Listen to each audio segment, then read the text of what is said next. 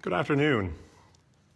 My name is Father Richard Nelson, the priest in charge at Calvary Church Americus, and this is our Wednesday noonday meditation for May 13th. I'm standing here in the church before the high altar, and what you're viewing is the Christus Rex, which is above the high altar.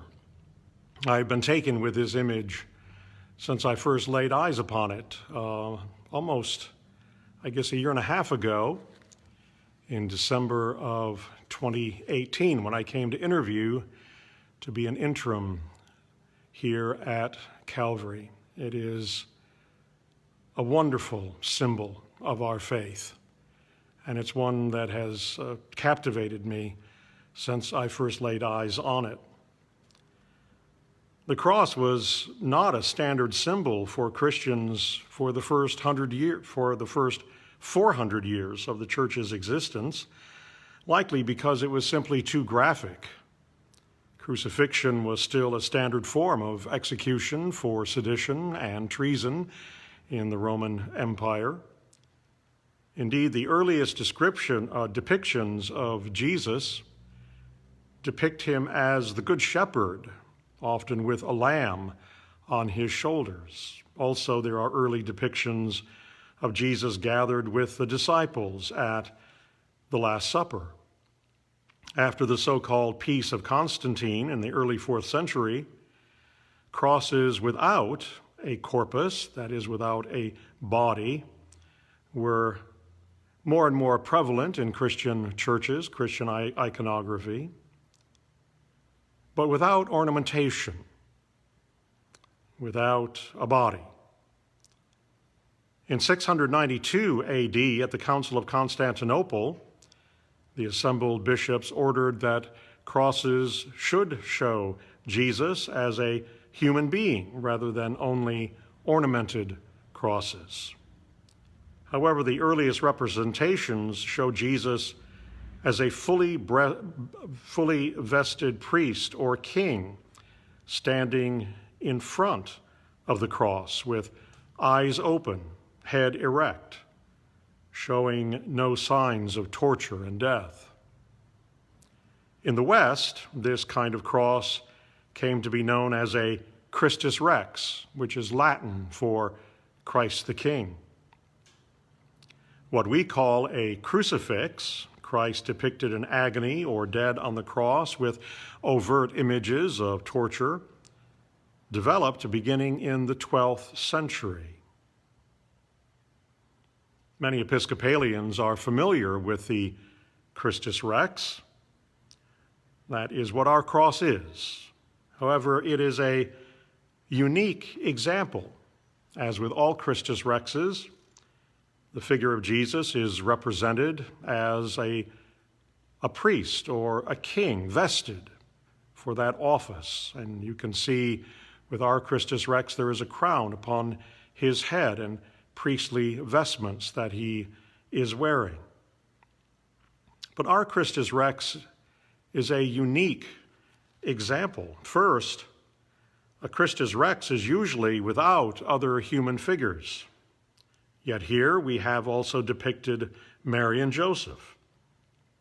Such a depiction of Mary and Joseph being at the foot of the cross is usually seen on a rood screen, the partition or beam that separated the nave from the choir and sanctuary in medieval churches.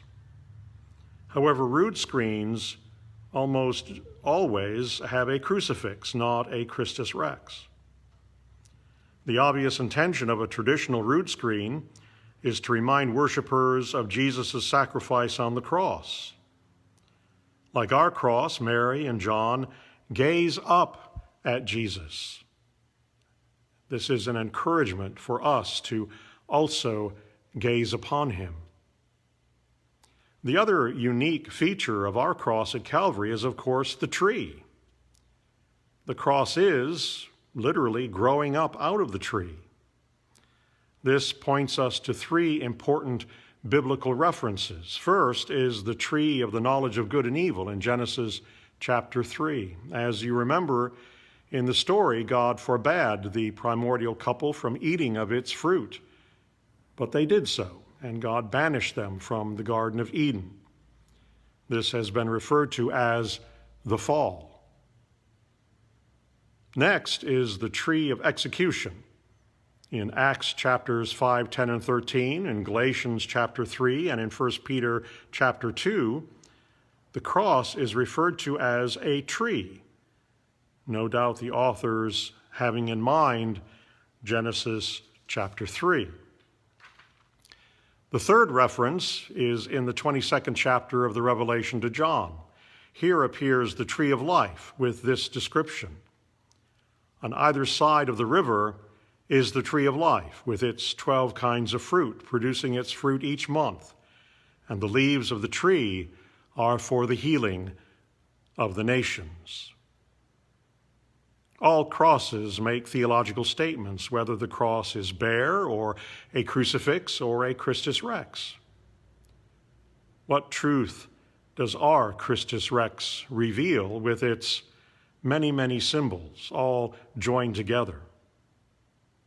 First, of course, in Jesus, the fall is undone. The effects of sin are wiped out by Jesus' incarnation, his ministry among us, his passion and agony, his death on cross, and his resurrection.